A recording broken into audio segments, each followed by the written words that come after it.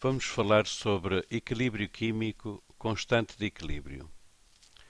Suponhamos um sistema reacional constituído por componentes, por exemplo, A, componente B, componente C, componente D. O que são estes componentes? A e B, por definição, são reagentes. C e D, por definição, são produtos da reação. Esta dupla seta significa que a taxa da reação no sentido direto é igual à taxa de reação no sentido inverso. As letras minúsculas, como já deve ter reparado, são os coeficientes estequiométricos dos componentes respectivos. Quando temos uma equação química escrita desta maneira, queremos dizer que o sistema é um sistema que atingiu o estado de equilíbrio ou que eventualmente pode atingir um estado de equilíbrio. Se o sistema atingir o estado de equilíbrio a uma determinada temperatura, é possível então definir aquilo que se designa por constante de equilíbrio.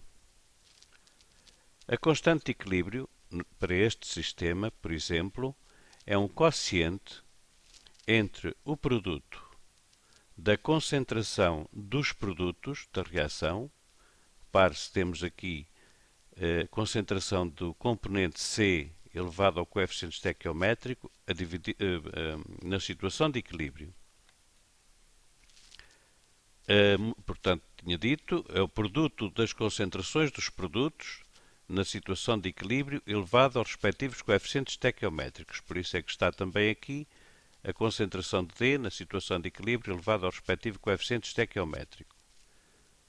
No denominador fica o produto das concentrações dos reagentes, também na situação de equilíbrio, cada uma elevada ao respectivo coeficiente estequiométrico.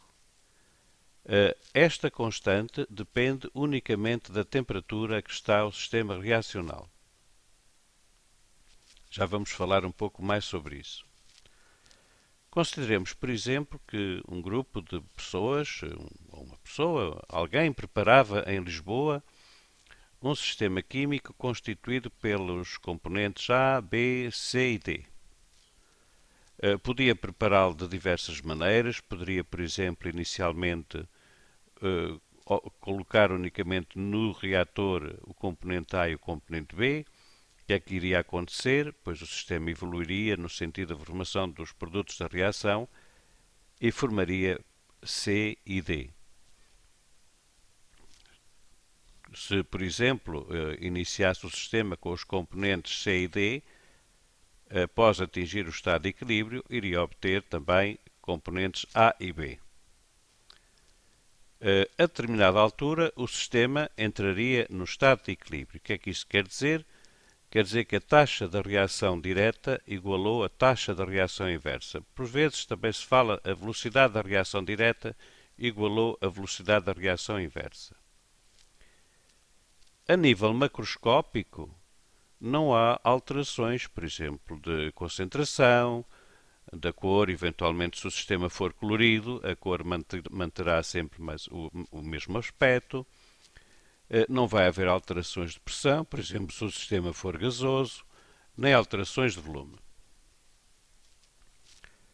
Mas a nível microscópico, o que é que está lá?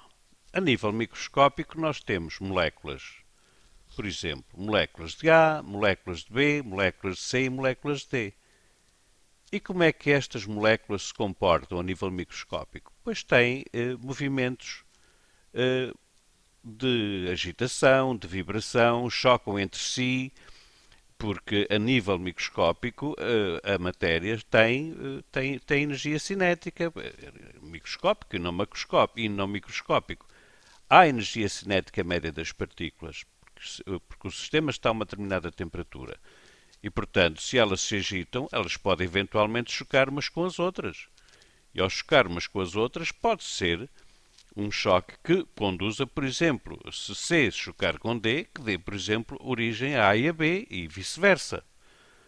O que quer dizer que, então, a nível microscópico, a reação não está parada, a reação continua.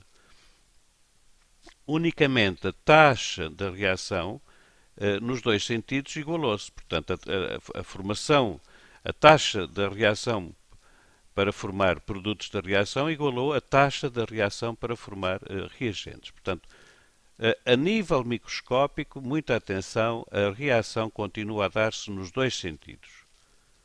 Não teria, seria difícil compreender dizermos, o sistema atingiu o estado de equilíbrio, parou, tem uma composição definida, não há mais reação nenhuma. Então, e os choques entre as partículas?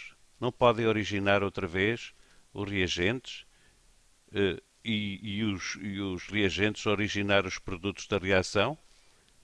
Claro que se o fizerem, falo-ão, mas respeitando aqui esta constante de equilíbrio, ou seja, esta constante não varia. Portanto, esta grandeza macroscópica mantém-se. As concentrações dos reagentes vão se manter, atingido o estado de equilíbrio a uma determinada temperatura. Suponhamos que um outro grupo de cientistas, por exemplo, preparava este sistema, mas em Tóquio. Não comunicavam entre si, a única coisa que eles sabiam é que o sistema preparado em Lisboa e o sistema preparado em Tóquio tinham em comum o facto de terem sido preparados à mesma temperatura. Por exemplo, em Tóquio introduziram no sistema o componente C e o componente D. O que é que acontece? Bom, o sistema evolui para a situação de equilíbrio e vai originar componente A e componente B. A determinada altura atinge-se o estado de equilíbrio. Sabemos que a nível microscópico a reação continua a processar-se. A taxa de reação direta e a taxa de reação inversa é que se igualaram.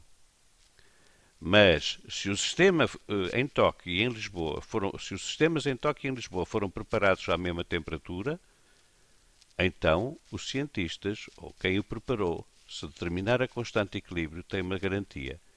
É que a constante de equilíbrio para estes sistemas tem, aliás, o mesmo valor. E tem o mesmo valor porquê? Porque a constante de equilíbrio não depende da maneira como se preparou o sistema. Depende, sim, da temperatura a que o sistema foi preparado e, portanto, da temperatura a que o sistema atingiu o estado de equilíbrio. Fixe isto, é muito importante para resolver algumas questões.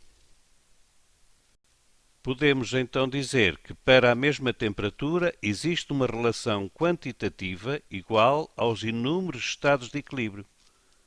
Essa relação chama-se constante de equilíbrio K, que é esta constante que nós já referimos aqui.